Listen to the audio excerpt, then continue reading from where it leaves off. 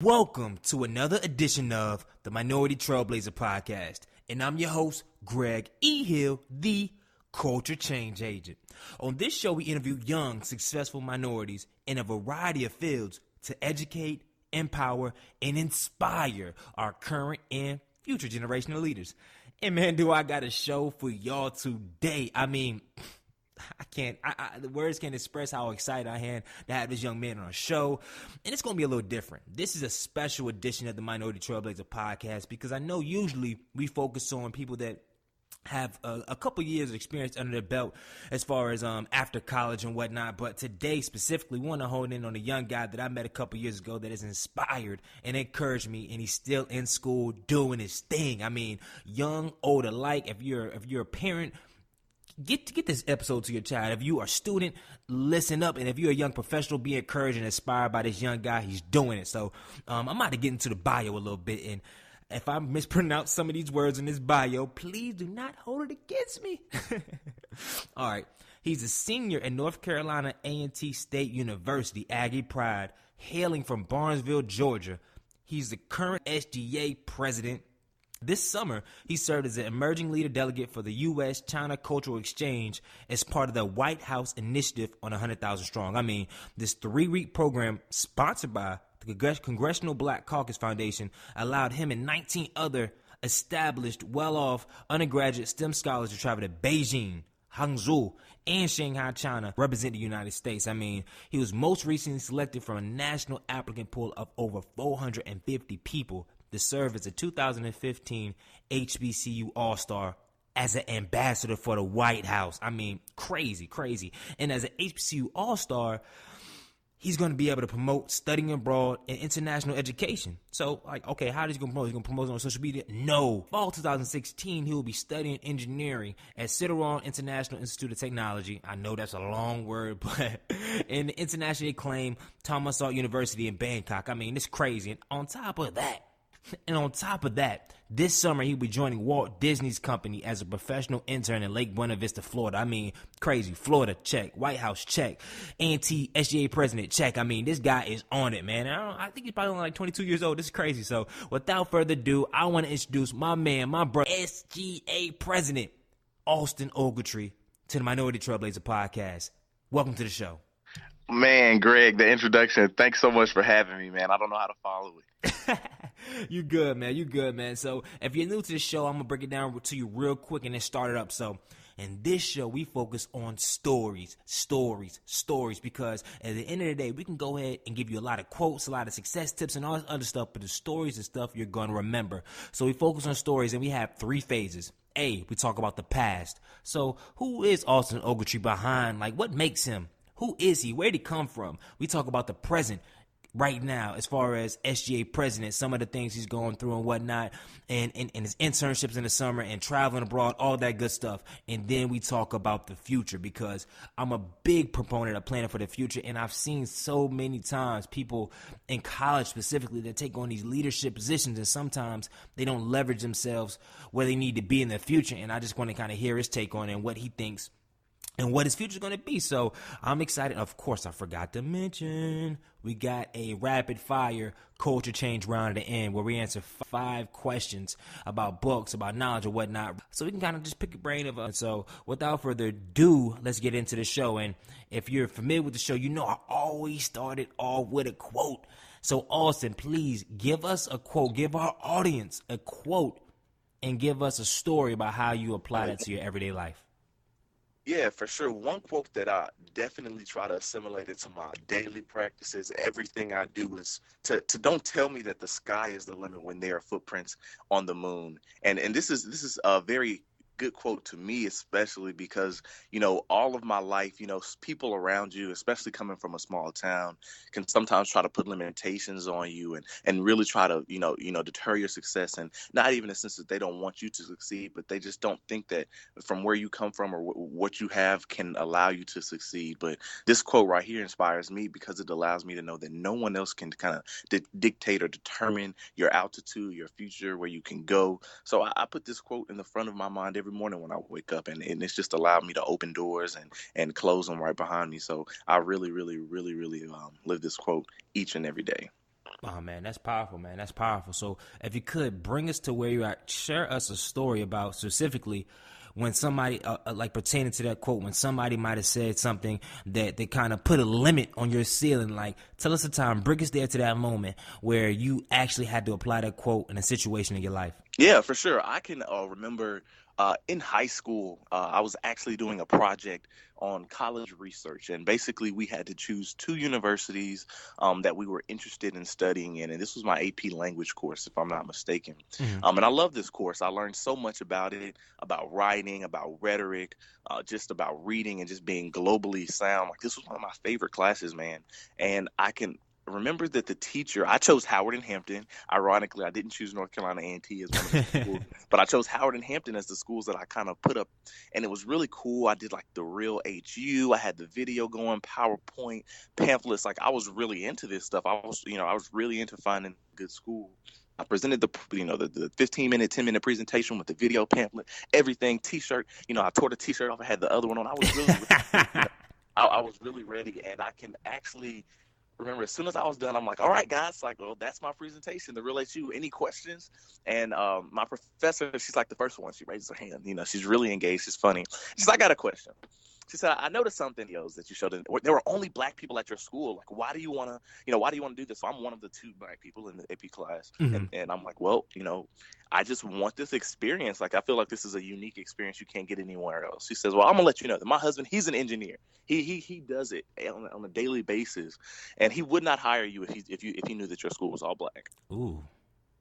Ooh. Right? I mean, like, if you've seen the memes, like the whole class was like, whoa. Like, I mean, it was really like that. And I even like chuckled a little bit because, I'm so young, I'm so naive. I didn't really, think deep into how that could have affected my trajectory or just my mindset. But I went home and said, Ma, the presentation was bomb. I got a 96. Like, everyone loved it. They were laughing. They had cool questions. And I kind of, when I started to talk about it, she was the one that kind of said, Austin, that's not okay for a teacher to say that to you. I went to a black school. Like, look at me. Like, and I thought that spoke so much volume to me that she really, someone that I looked up to, someone that I really just learned so much from and valued so much. I had them on this pedestal, could say something like that to me.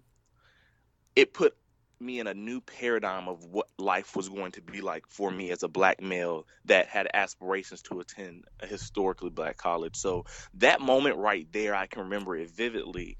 That when I went home and my mom had this large talk and my dad had this long talk and said, boy, like, you can't let that determine where you want to go. I mean, I was literally like, man, do I need to go to UGA? Like, do I need to go to Tech? Like, is this what I'm going to run into down the road?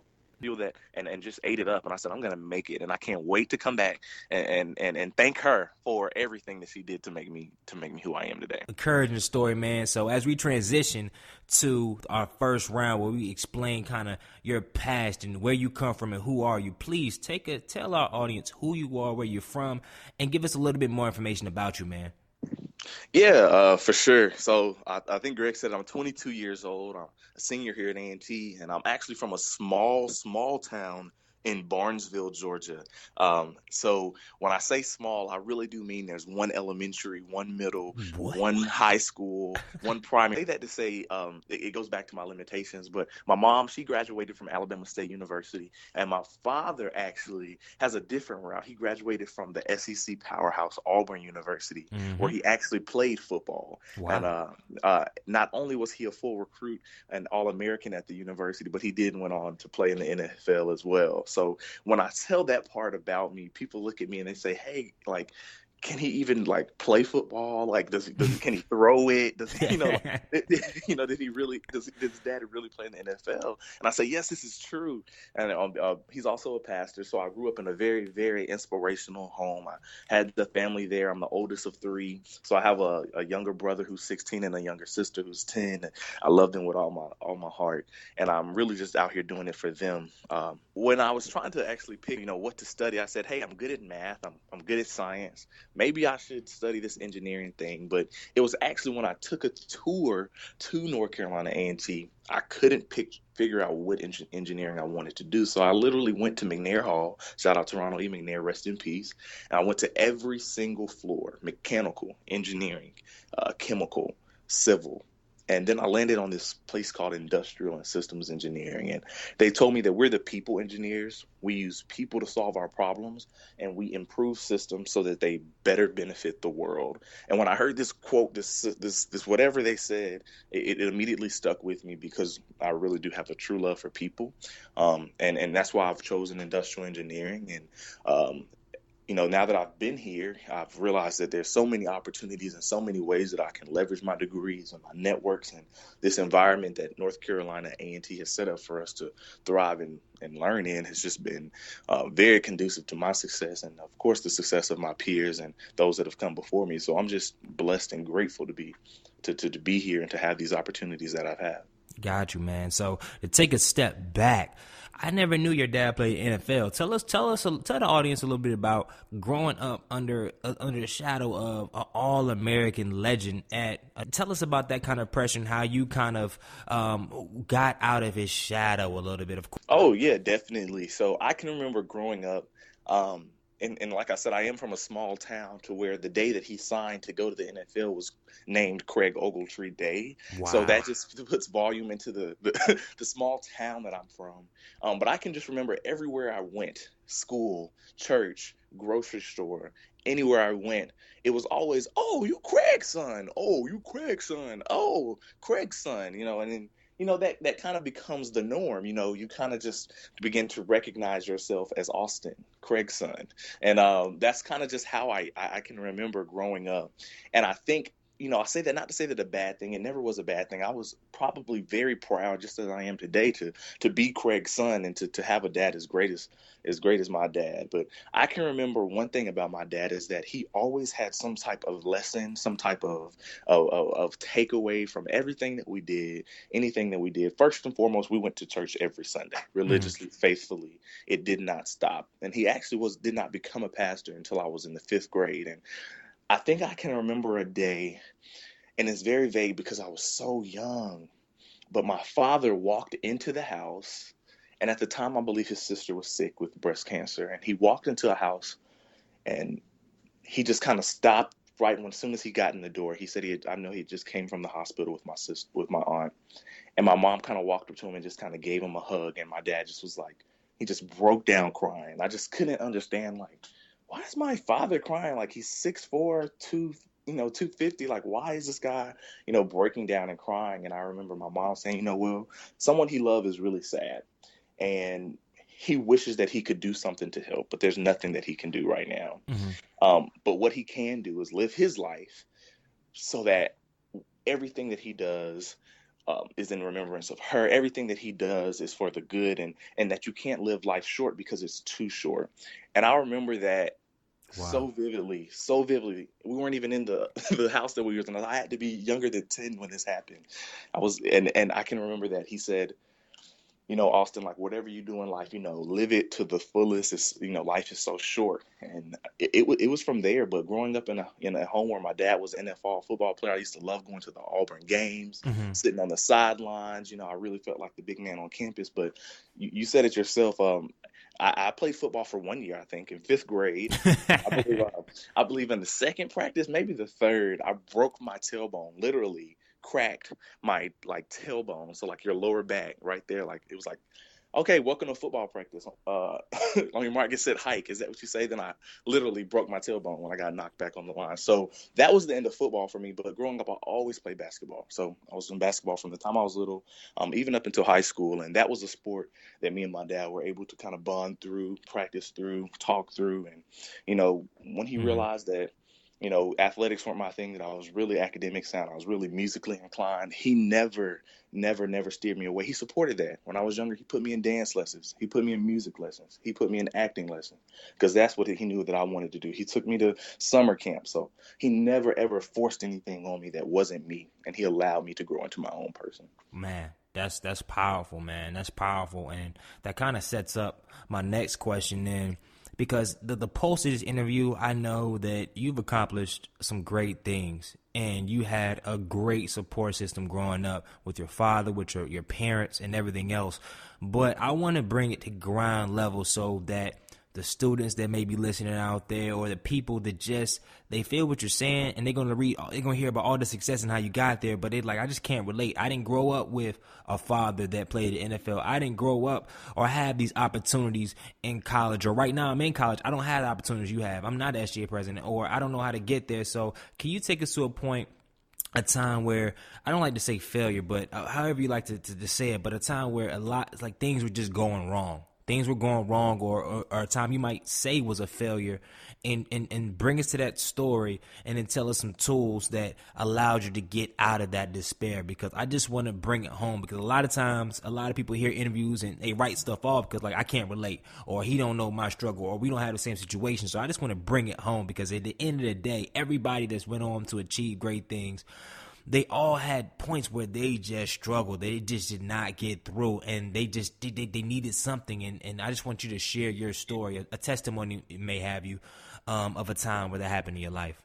Oh, yeah, for sure. I think, Greg, one thing that you said is that we've all had those moments, and sometimes they're not just once in a lifetime, but sometimes, the frequency is a little bit more closer Yeah. together. But I can most definitely attest to a very recent one of many, and probably one of the greatest and one of the most pivotal for me in developing into a stronger person, a stronger man, was really last semester.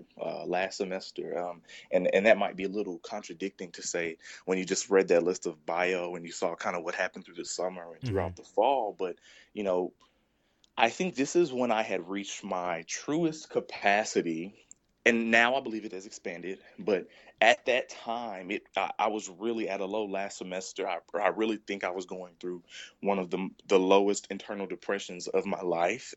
I honestly and truly felt that, I was the SGA president. I was on the White House HBCU All-Star. The accolades could go on, but inside I felt like I was the only one around. I had all of these people, beside me in the pictures, everyone assigned me and CC'd on the same emails, but I literally could go through a full day in my suit, in my classes, in my meetings, in the cab, waving, speaking to people, doing everything I needed to do just to come back to my room and feel lonely, feel sad, and not really understand, why I wanted to do this, why I set myself up for this. Like, Mm. this is what you wanted, Austin. This is what you asked for. Like, step up to the plate. And some days I can literally remember I'd have a paper due, I'd have homework due, I'd have I just got out of a meeting, maybe an email I needed to send, and I'd just come to my bed and I'd sit there. I literally would just sit there, no phone, no computer, no music. I just sit there and think about all of the things that are going down in my head. And I said, I've got to give this up. I said, SGA is not going to get me into grad school. They're not going to pay the bills. I need to find a job. I need to, all of these thoughts are running through my mind. And I really felt at my lowest in my depression. I didn't want to call my parents to complain. They're 6 hours away with 2 other kids. Mm-hmm. I don't want to burden them. My friends, they have their own problems as well. We're all stressed out. So I really felt at a low. But I can remember one particular time that, I really had to go back to my roots and back to where my dad had taught me. And, when you're at school, when you're away at university, you go to church when you can, or, if you didn't party too hard the night before, let's be honest. Mm-hmm. But I can remember this particular, Tuesday out of all days, I was so stressed. I was so overwhelmed. I was in the middle of finals that I had to get down on my knees and pray. I had to get down right here in this couch here in Barbie Hall, the 6 foot, like the high rises on Mm-hmm. campus. Yeah. I got down on my knees and just prayed to God. And it's unfortunate that oftentimes more than many that we only can call on His name in that title, complete like submission when we're feeling our lowest, when we're at our darkest. But I think that's something that we all can relate to. Like, no matter my background, no matter the way I grew up, no matter what's going on in my life, we all have struggles, and sometimes those struggles are not the same, but to someone else, that struggle may be the same. And what we have to realize is that and if you are a man of faith, I am, but if you are a man of faith, that if you can, find that common ground within that faith, and then you guys can find, hope together. You can find light together. So one thing that has been able to get me through my low times is my relationship with my God, and my father has been able to stress that on me. My mom, my family, they always are in my ear with, keep God first. God has blessed you, boy. Like, keep it up. Don't forget about Him. And those thoughts in my mind and in my phone have been able to keep me grounded. And I think they should keep everyone grounded when when they're at their times of low and distress and sadness. Man, that's first of all, that's a testimony right there, man. I appreciate you having the vulnerability to share that, man. Like, I mean, I did see a couple of Facebook posts out there that was critical, but I didn't know it was that deep. And it's kind of, I'm glad you paint that picture, because so many of us out there, we look at certain things, and it's easy to create personas on social media and do all this other stuff. But at the core, we're all humans, and we all just need encouragement every time now and then. So definitely for all those out there, just encourage others. Like, I mean, of course, it's easy to, if you see something funny online, share funny stuff or share gossip or share rumors, but let's focus on at least 80%. We got to live sometimes, but at least 80% of the time, we sharing encouragement. We giving a smile. We taking that extra second to say hello. Do those things, because you never know. You never know.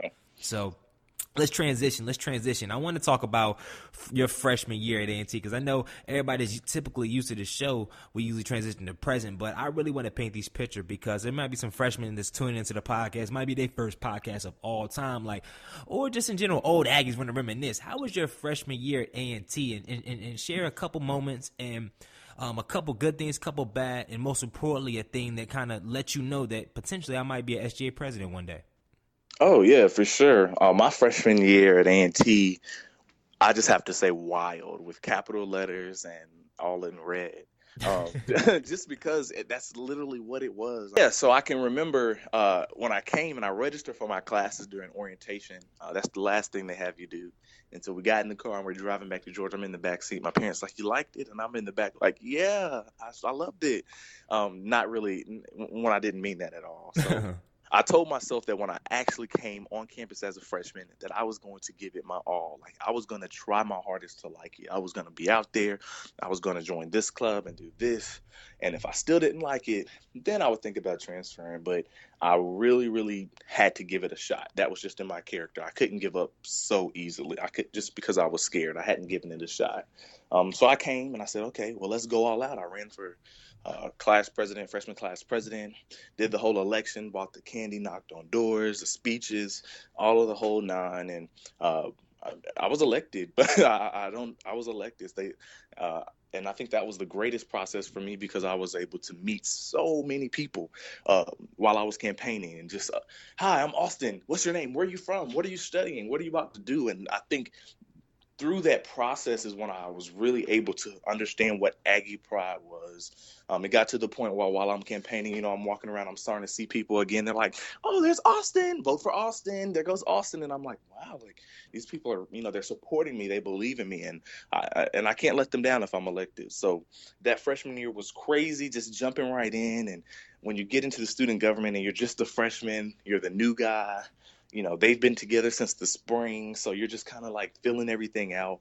And it was a struggle. You have the entire constituency that I just kind of, campaign to, but there's so many red tapes when it comes to the administration and trying to implement an idea and really understand what SGA is about. So the first semester, it was a learning process. We didn't have much besides our class meetings, but that second semester, I was able to kind of take in all of the rules, take in all of what I had learned and networks and everything, and leverage it for the benefit of the freshman class that next semester, which definitely fueled me to run again for sophomore class president. And luckily, I was elected again to be the sophomore class president, which really set the platform for my, I guess, campus political stage here on campus.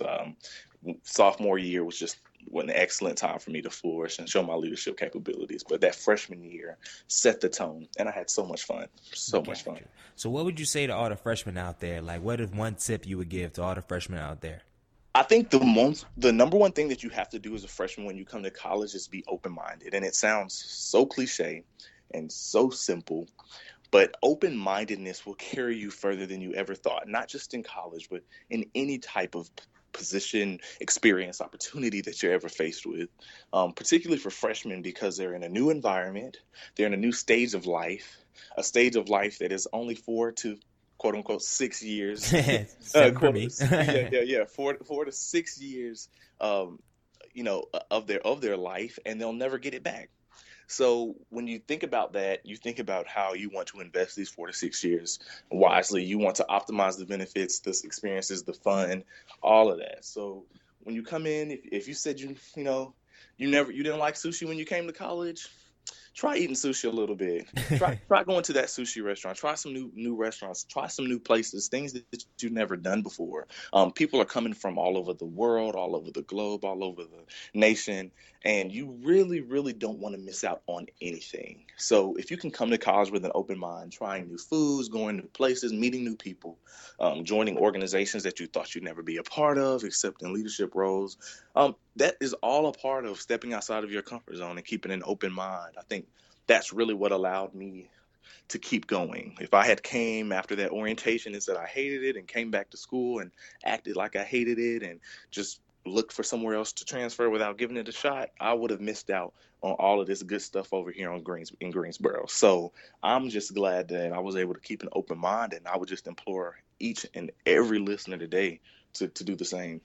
Man, that's powerful. That's powerful. So before we transition to the present day, kind of your presidency, some takeaways from that, I have two more questions. And the first question being, we didn't get a chance to talk about it, but every summer you always had internships. And I want you to speak about kind of how you found out about internships and that whole process, not like the granular level. I mean, of course you look online, but how you were able to get internships and just continue that growth. Yeah, that's a good question and a good place for where we were talking, because it all started with my freshman year again and keeping that open mind. I can remember as an engineering student, you'll know that we take up a large percentage of the population here at A&T, and the career fair is a huge thing that happens within the first 30 days of returning in the fall. So the career, you think about this massive career fair with over 150 employers that are literally coming to give you a job. If you can interview well. But the myth on campus, well, when I was here, I've done my best to like dismantle this mantra by all means since I've been here. But I can vividly remember every upperclassman I talked to was like, oh, you're a freshman. You don't need to go to the career fair. They're not coming to hire you. Just stay in your room. Like, don't come. And I'm like, wait, what do you mean? They're like, you don't have any experience. You don't have a GPA. Like, that's my job. Like, no, you stay where you are. That's not for you. And I'm like, oh my God, like, why are they literally telling me not to go? And me being the natural, rebel that I am, I went to the career fair with a nice suit on, and it probably fit a little too big at the time. But Yeah, back in the day, you had them box suits. Exactly. It was probably one of the worst suits that I've ever owned, but I put it on and went to that career fair with a resume. And I had a 4.0 GPA that day. I promise you I did. I promise you I did. I love that. I promise you I did.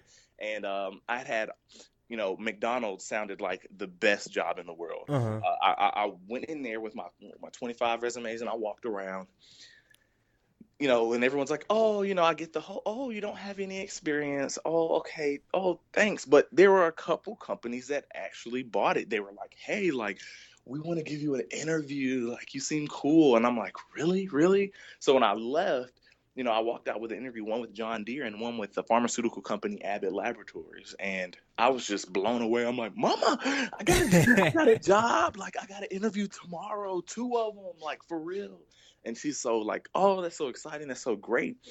And that's really where it began. The interviews went the next day. And that was like my first kind of like interview, behavioral STAR method, entering this corporate professional environment. That was like my first, time. And I knew nothing about the STAR method, but when you do the interview, they kind of explain it to you. So they're like, do you know anything about the STAR method? I'm like, oh yeah, because you're a freshman, so they kind of knew that you were there. That's dope. Mm-hmm. Yeah, and they knew. I'm like, not really. They're like, okay, well, situation, task, action, result. I'm like, okay, kept it in my mind, did the interview, got the call the next day that I got the internship and that I would be going to California, the San Francisco Bay Area to be specific. That was your freshman year? And that was my freshman year. Wow. Like, I hadn't even turned 19 yet. My birthday's in January. Got the offer in September.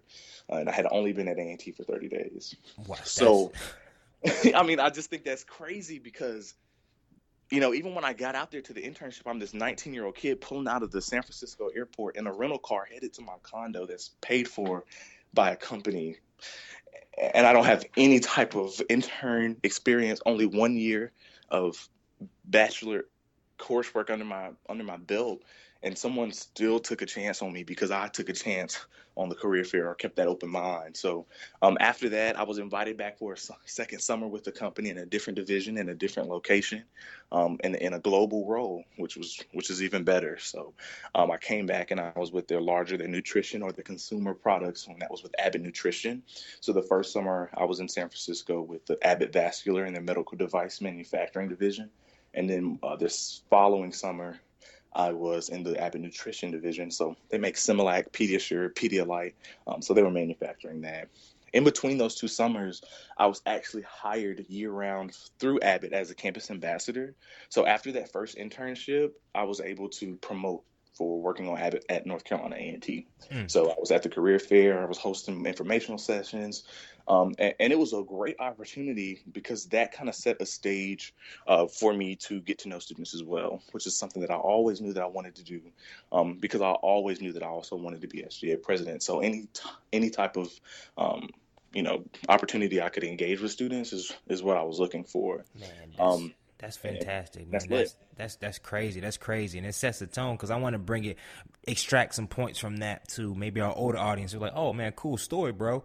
But a younger audience is like, "Wow, that's crazy." 30 days, didn't even have a resume, and then now you're renting. You're in San Fran. You got an own rental car, got a condo. But for my older people, they're like, "Okay, cool." But this is how the point. That's what I got from it because I'm looking like a lot of people don't like the career they're in right now. They don't. They don't have the career, and sometimes they look at their skill set or resume, and they're like, "Man, honestly, I want to be here, but my resume probably won't get me there." But I heard you said you worked at McDonald's and you used those experiences and you sold yourself. You believed to have enough confidence in yourself that somebody was going to buy into it. So for all those people that are on the fence about changing careers or have goals and some ideas about a business, you have to have a little bit more confidence and urgency and just leap out there. Do some cold emails, go on LinkedIn, really pitch it out to your network on social media about what your plans are doing and stuff like that. Because that is key. I got that. I was like, yo, that's freaking dope. You didn't even have a GPA. You walked in there, yo, okay, here's my resume. And you just said, okay, what experiences do I have right now? And what can I do to make it sellable? What can I do so somebody be like, wow, that's interesting. So I challenge all you out there, people that are looking to transition into something else, to really look at your skill set, the people, the things you volunteer with, the people you network with, the jobs you've already had, and really get crystal clear on the value you added and how it can be correlated to the job that you want in your future. Exactly. And then the last question I have in this round, which has been a fantastic round, you dropping bomb at the bomb, is if you had to tell yourself something 5 years ago, knowing what you know today, what would you tell yourself?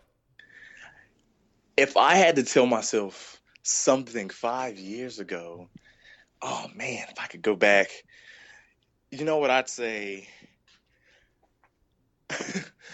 Oh my God, if I could go back in time, I know that I'd tell myself a lot of things, but the number one thing that I'd tell myself is to keep freaking driving. And I say that because I second guessed my decision to attend A&T, to choose my major so many times. It was a huge decision for me because I was the first one of my parents' children to attend college. So it was an entire new process for the family. I mean, yeah, my parents did it, but that was 20-something years ago. So this was the first time, and I was just really, really nervous. And there were times where, I really felt like I was just gonna go the easy route, stay in state, do what just really kind of go with what seemed easiest. I mean, that's the only way I could put it. But I really wish I could go back and tell myself to keep driving earlier so that I could have even made a bigger impact when I came to campus. But I think more than anything, I'm proud and I know that I am where I am today because of everything that I've done. So, it's like I say, keep driving and it'll pay off because, 5 years, I like where I am right now. I would love to be higher, but I'm going to keep driving so that I can. Man, that's powerful, man. This is one of the most powerful first personal rounds I've had in all seasons. So let's transition to present day. And so, real quick, what is a typical day like for you? Because I know I'm great friends with a lot of past presidents like Marcus Bass, Christian Robinson, and shout out to all of them, the SGA past SGA president, Dorian, all those people that really paved the way. Oh my gosh, Kanisha Turner, there's Mama some, Turner, yes. yeah. Shout out to all the past SGA presidents, because a lot of student body, even myself, because I was like like back in the day, Chris Rob was like I guess he would be the MLK, and I was like the Malcolm X. I didn't do any student involvement. I was just a man of the people. So I didn't get what they really did or why they were so busy or drained, because I was like, well, what y'all really do? Y'all sit in meetings all day on phone calls. So please give us, please walk us down. What is a typical day like for you, man? And I know typical is like really, there's no typical day, but if you could just share our audience, our student listeners out there, people that never want to get inside your mind, what's a typical day like? Right. Yeah. You said it your first. I was going to start off by saying that my typical day is an untypical day, is atypical day. Excuse me. But no, seriously, outside, I think one thing that I try to get students to remember, and myself and people, anyone that comes in contact with me, is that I am a student government association president. So student being the very first word that sits in front of any of those letters and words. So first thing I'm doing before I wake up is going to class. More than likely, I'm not waking up before I have to go to class, which is something that I want to do better in the future. It's on my list, is to get up and go run in and eat breakfast. But right now, I'm just hitting the alarm clock, getting dressed, and headed to my 9 o'clock class. On Monday, Wednesday, Fridays, I'm have a really scheduled day, so I'm going back to back to class with a lunch break. Typically, those lunch breaks become filled with either a homecoming meeting or Aggie Fest meeting or a February 1 planning committee. As the SGA president, I sit on 13 university committees. 13 committees? 13 university. You don't got that many butts. I'm sitting on 13 university committees: finance, budget, university advancement, academic reconstruction, most of which I am the only student on the committee. So those meetings can happen typically throughout my day. I try to make sure that they're during 12, but some of them I can't make because I have class. But once we get to around 3 p.m. on a given day, I'll head to my office hours. As SGA, we're required to host 10 in 1 week. So I host 2 every day of the week. So 3 to 5 on Monday and Wednesdays, and 2 to 4 on Tuesdays and Thursdays. So after 5 p.m., I've started this new thing this semester where I've tried to get at least 45 minutes in at the gym. So I'll probably go to the gym and do a nice little run, push up, pull up type deal for about 45 minutes, just because spring break 2K16 is coming up. It's coming. But then after that, you can catch me in my room. Last semester, you catch me in my room right now thinking about how busy my day was, and oh my gosh, how am I going to finish all this work? And then around 6 or 7, you can catch me headed to some type of university event, a program, sitting on a panel, bringing greetings at an alumni retiree banquet, the career fair service banquet. So that now we're into about the 6, 7 o'clock. Let that be over 8, 9 o'clock. My friends are texting me, where you at? Where you at? We're watching Scandal. We're cooking dinner. We have this conference call. We're working on this group project in the library or McNair. And the next thing you know is 1 or 2 o'clock in the morning, and I have to wake up and do it all over again. So that's a typical day in the life of Austin Ogletree. Man, that's freaking exciting, though, man. I mean, at the end of the day, it's college. Like you said earlier in the podcast, you got 4 to 6 years to maximize and get every single drop out of your experience. So I'm glad you utilizing that to its fullest ability, man. So let's bring it here. If you had, let's say, your top 2 to 3 highlights so far for your SGA presidency, what would it be? Oh yeah. Okay. I'd say the number one highlight that I've had, first one being in the fall commencement, I participate as a member of the board of trustees. So I am the student that sits on the board of trustees. So the board of trustees are the people that you never really see, but you hear about them. And they stand on the stage and shake your hand at graduation. So because I am on the board of trustees, at the last fall commencement, I was able to literally stand on the stage at commencement and shake every single person's hand that walked across the stage with a diploma. That set the tone for me because it was some fall graduates, but I knew like 80% of them. Like I had been to a party with them. I had had a class with them. I had walked and ate in the calf with them. So to see them kind of walk across that stage and shake their hand was like a really big foreshadowing moment for me, to say like, oh my God, Austin, like you're getting closer and closer each day. Can't wait till the spring to shake all my other friends' hands as well. So that was number one. Number two would have to be this last homecoming experience. I was actually able to, with a great team that really worked well together, and my friends at Warner Music Group, but we were able to bring Waka Flocka to campus. And when we were able to do this, when I say that we were able to bring him, I really mean like we were on the phone like with his manager saying, can you please bring him to campus? Can you please bring him to this event, to this SGA event? And he came. And when he got there, we said, can you come back at 6 and perform for the pep rally? And he did. So he came and he did that at no cost, Free? For free. Shout out to Waka Flocka, man. Shout out to Waka Flocka for sure. So side note, I thought I would never ever say that on the Minority Trailblazer podcast, but if he doing anything, I support any black entrepreneur, celebrity doing this thing, whatever that's in their lane, in their niche. So shout out to Waka Flocka. Continue, yeah, man. definitely. Yeah, he shut it down, and I had so much fun, and I got the videos to prove it. And then the third thing that I have to say was just like, oh my God, like this deal as SGA president is huge. Was actually speaking at the career fair banquet and bringing, or any time that I'm able to bring greetings on behalf of the student body, because I think at the career fair banquet most recently, because this year, I was able to get up and kind of really thank the employers and the companies and the sponsors for investing in the students.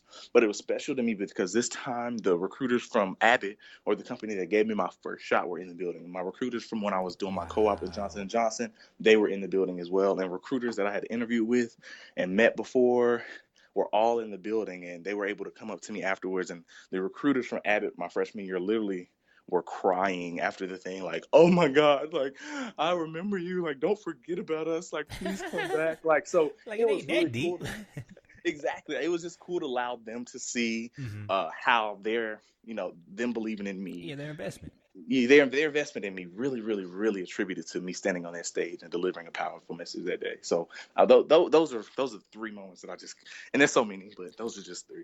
Yeah, man. And now let's go. You already know the good with the bad, man. What has been your toughest transition thus far, as outside of what you talked about earlier as an SGA president? Because I know you jump into it, you really don't know what it's like, and then you get there, you're like, whoa, I did not know it was going to be like this. Yeah, that's what I think every single day, but it's becoming more numb to me now. But I think the number one thing that I've had is just the unique disposition of being between administration and students.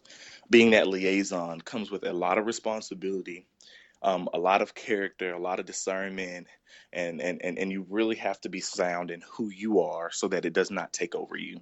And I say that it's a big thing, and I don't want you to miss it, just because there are constant arguments or constant, disagreements or differences in opinions between that of the majority student population and that of, our higher administration that kind of runs the school, that keeps it going. And for me to uniquely sit on 13 committees where I am the only student, and to also sit on monthly forums and monthly meetings that we're hosting in student government to hear student concerns. And in many cases, I'm hearing the worst on both spectrums, the complete opposite ideals and expressions from the students who want housing fixed, who want to learn how to vote in their classes and not to swim. That was a new one that I heard last semester. And then you have administration who wants to diversify the applicant pool and to raise our per capita and things like that. So you're in a unique position because I'm sitting in boardrooms where numbers aren't lying. A&T is doing the best that it's ever done before. And on top of that, we're the model institution for HBCUs. And this preeminence 2020 plan that everyone is against so much has really, really allowed our university to be globally recognized more than it ever has. And it's on the rise. And then you have students who just hate it. They're taking away our blackness. We're not an HBCU anymore. I'm about to burn the building down. So being in the crossfires, being in this cool spot, it's like, oh my God. So people that are literally like my closest friends are yelling at me when I'm in a different setting. So that's been the toughest thing, and just trying to get people to, I guess, not take it personal. and being able to relay that message to both sides. So not only just trying to convey to students that, pre-MS-20 is a good thing, but trying to convey to administration that, hey, pre-MS-20 is a good document, but let's please pay respect to our history. Let's please, kind of make sure. So that's why we've been working on some real legislation, some real bills that we can leave behind, so that we have like a legacy to actually leave. So just being able to communicate and differentiate and kind of stay neutral has been a challenge for me. Man, that you are perfect, because that leads us to our transition. Your legacy, what do you want to leave? Like the third round, and this is usually our quickest round, but it's really important, is the where are you going, like the future round. And I ask that because I see so many times, I have saw so many times people that had amazing leadership things on campus, and the transition to the real world was really tough. Because you're president, everybody, you're speaking at all these engagements, you're the figurehead of one of, especially at A&T, at one of the most notably known, if not the most well-known HBCU on the planet. So how do you, like, what's your plan for your future? Like, what do you think? What's next for you? And I read your bio, but I just want I want to let the audience know that you're planning for the future and you're working towards it right now, because that's a great. I tell people all the time, it's such a great opportunity to really brand yourself and then utilize the things that you're working on now to further your career. And I think some just really don't capture that moment. But luckily, you have those like like even those that worked in the VBEA, like the Travis Jacksons, the Darren Brands, the Wayne Campbells, the Marcus Basses. They have gone on, Christian Robinson, working for the Archie Duncan. Like, there's some people that have really leveraged kind of their experience at A&T. So let the audience know how you plan to leverage your experience right now for your future. Oh, yeah, definitely. I think you even spoke on this earlier about kind of just having faith in yourself and just going out on a limb whenever you have something. And like my particular incident, when I worked at McDonald's and I didn't have any experience, but I was really able to kind of turn that in a way that might be marketable to the industry, to the employer, to the career that I was, seeking. This role in Student Government Association has really, really given me a keen interest and attraction to the industry or to the field of law. Not particularly that I want to sit in a courtroom every day and try high profile cases of drug dealers and rapists and murderers. No, that's not necessarily my dream, my job. But what I do want to be able to do is use my business skills, my analytical skills, and all of the networks and experiences from those, from my corporate experience, from the experiences at SGA, to really benefit a greater cause, and a cause that I think is key is quality public education.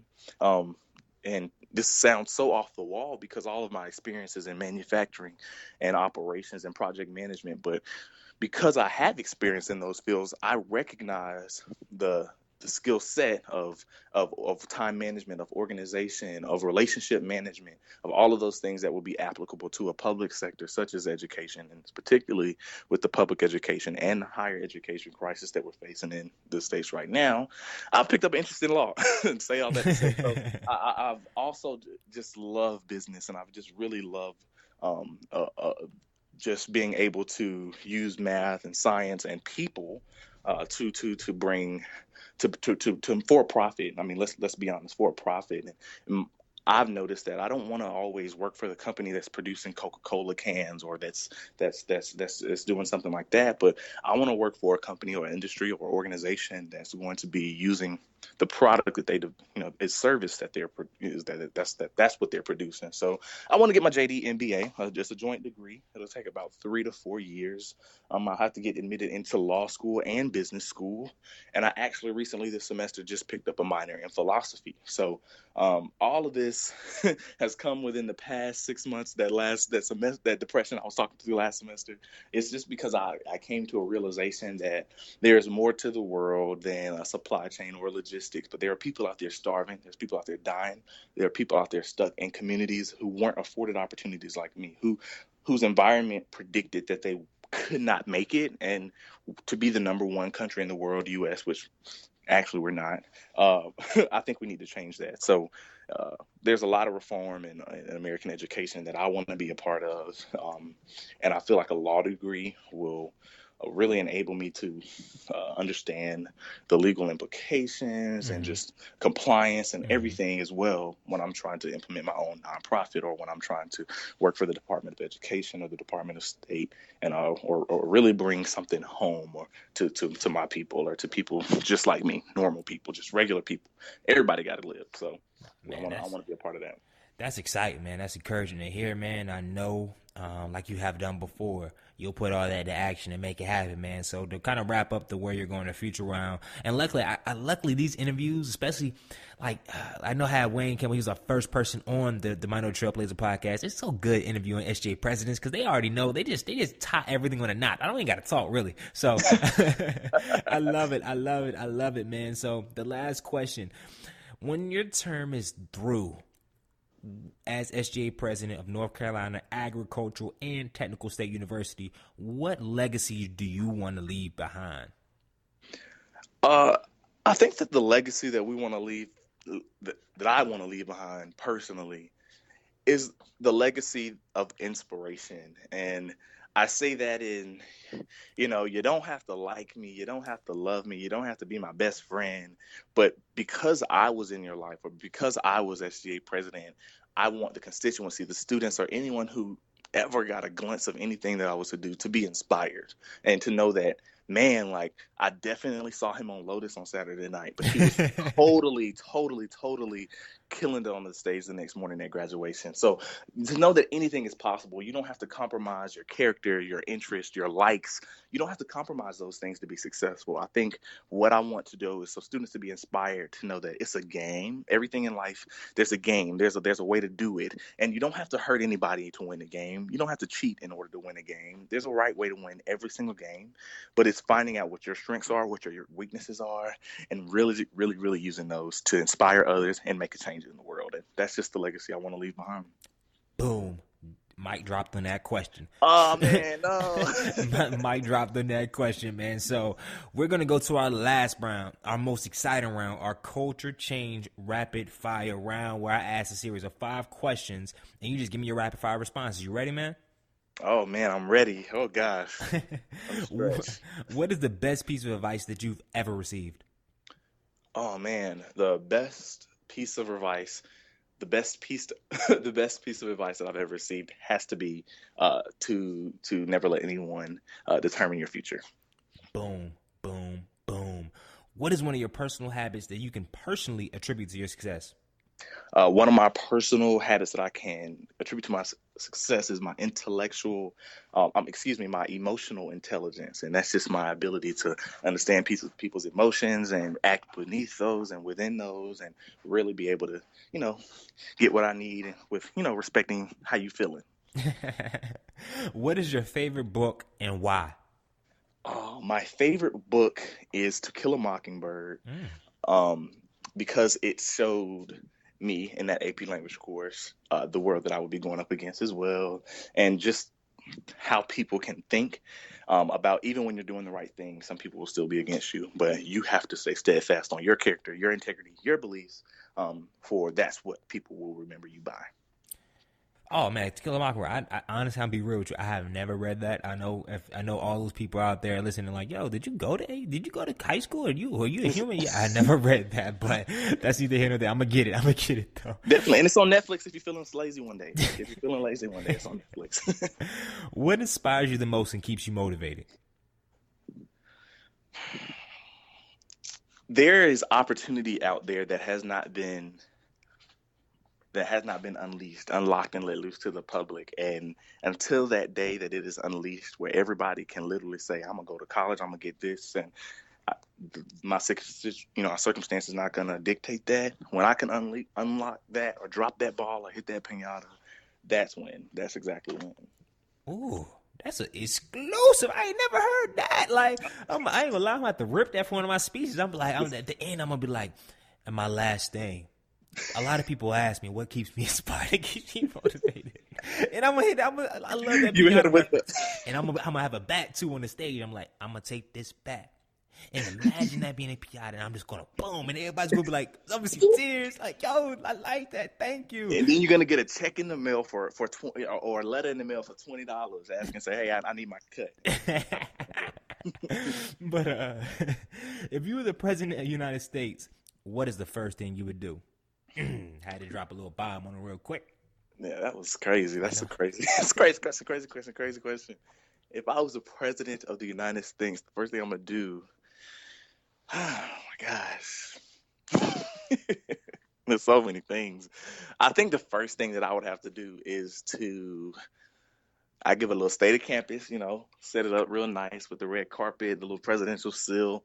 And I think I come out there and just kind of, really be blunt, honest. I'm not meeting with no correspondence, no secretary of anything. I'm literally just going to talk for like 60 minutes because I know that's what's going to get the realest stuff out of me, kind of like you've done today. And that's just going to get raw, unfiltered, like Austin, who I am. Mm-hmm. And that way I don't have those external influences kind of politically changing and swaying my beliefs. But that way I can say, okay, this is how I'm feeling, America. I done said it to y'all. Now my team just heard it, and we're going to work to make sure that this kind of happens. And we're going to work through this just so that there's not too many internal influences. I feel like sometimes the presidential candidate can get swooped into just a whirlpool of politics that really can kind of deter and slow down real change. Some change that people say we never got to see from 2008. I see it, but I'm just going to stop with the political rant. But basically, I just have to set it straight and be transparent because that's what I've tried to do here on campus, and it's worked. Man, powerful, man. I think sadly, not to say I'm painting any pictures of any size. That's why Donald Trump has been able to kind of resonate with a lot of the American fan base because he's shooting from the hip. He's shooting from the hip, like the man shooting from the hip, like right. Like he's real. He's saying how he feels, and there are people out there that feel that way. So, got the support. So to wrap it all up, I have one last question, and I usually preface it for the African American culture, but I'm gonna preface it for the North Carolina T culture for this special edition, and it is if you could change one thing about society, most specifically North Carolina A&T's culture, what would it be and why? I would. And be careful with this. Yes, you gotta be careful. You got 4,000 listeners, man. I don't know specifically one thing that I would necessarily change, but there is a conversation that I'd like to have that we often two times shy away from. And that comes from a conversation of where are we going? How are we getting there? Are we being realistic? If not, then how are we going to do it?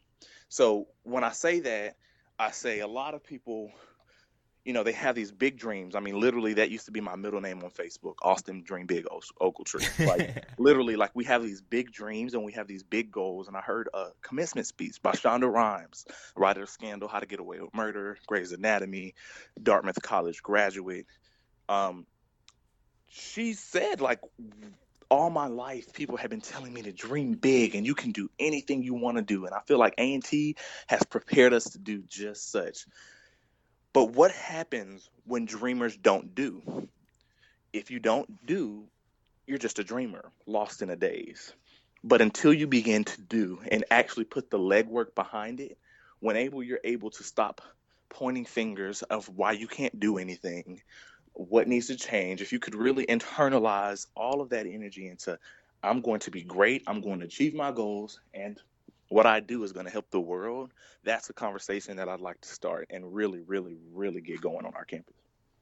Wow, that is phenomenal. I'm just going to leave it there. That's phenomenal. I mean, that's something I had to write down, take some notes, because I just want to resonate on that because, of course, I work and we put in the work, but it's always cool to ask yourself again, like every week, just check in. That's why I do my weekly reflection, just to check in and be like, yo, okay, what is the goal? Like, what is the overall goal? Because if you don't have that, then it's easy to get lost in the sauce of building like a social media following or trying to get more hits to your websites and all that stuff. I'm like, yo, what? Okay, I understand that's cool and all, but that's not the point. The point is really the people. The point is really conducting these interviews and showcasing stories. The point ain't really, I mean, of course you want as many people as you can to subscribe, listen, and rate, but that's not the point. That's not why you started, bro. Right. Exactly. And if you don't know what your point is, you don't know what you want to do, then it's going to stay that way until you invest as much time as you can into figuring it out. So those are just some conversations that I want to have. Yeah, man. So I know I would be remiss. Please This is your moment to shout out, because I know the administration, there's so many people in your life, career at A&T, especially your administration, has helped you get to all these levels. So please, if you could, I know, just shout out a few that have really supported and whatnot, because I didn't want to have this whole episode go and then people be looking at you sideways to this interview like, dang, like, okay, we helped you with homecoming too. Like, we got you that internship. Like, what good? No, for sure. I gotta make sure I shout them out. My entire executive board has held me down, from the king, queen, all the way down to my secretary, treasurer, VPIA, VPEA, attorney general, all of them. Chief of staff, I got you. Freshman class president, sophomore class presidents, all of y'all. Like, senior class, I got y'all. Junior, I really appreciate y'all. On top of that, I gotta thank my family, my mom, my dad, my grandmothers, my grandfather, everybody. They've always been just a loving support system on my social media network since they all the way across the country. And then I, of course, got to thank the students of A&T who put me in this position and blessed me with this position. That means so much to me. And then, of course, I got to thank you, Greg, for just having me on the show. Like, it feels so great to be one of the youngest people featured in such a great movement that I know I'm going to be able to look back one day and say, man, I spoke on the phone when he didn't change his number on me. Like, I spoke on the phone when he didn't have that security guard. So I just got to thank you for just putting me on the spotlight and just recognizing some things that are going on here in Greensboro. Man, that's what it's all about, man. Like, I mean, to give the audience a little bit of context, because he closed it right there, a little bit of context. Like, I reached out, being honestly connected, like a couple years back. I don't know, randomly. I saw him on Facebook. I mean, on Instagram. I was like, man, this young brother got his own website for his campaign. I said, this dude doing some cool stuff. I said, I don't know. I always try to keep a pulse on Aggies, the young Aggies that's connected and doing good things, man. And he's kept in contact. And it's just been just crazy and great seeing him evolve into the leader that he is today. And it's only been a couple years, so I can only imagine what's going next. So for our audience, where can we find out? Where can we keep in contact with you? Like, what's your social media? Like, how can we get in contact if we have any questions, or we just want to keep tabs with you? No, seriously, I know this sounds so cliche, but please just Google me.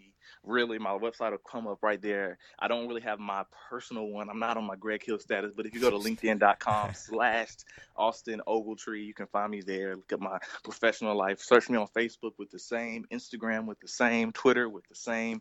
Just search my name, and I'm easy to find. And I'm always willing to talk, reach out, chop it up, and just, talk about life. I like to talk, as you can hear. So, Got you. And you gonna have a website hopefully by the end of the year, like, because you already had one for your campaign, but we gonna get that. We're gonna get there. I'm about to blog this whole study abroad experience, so get ready. Yeah, get ready for it. Definitely.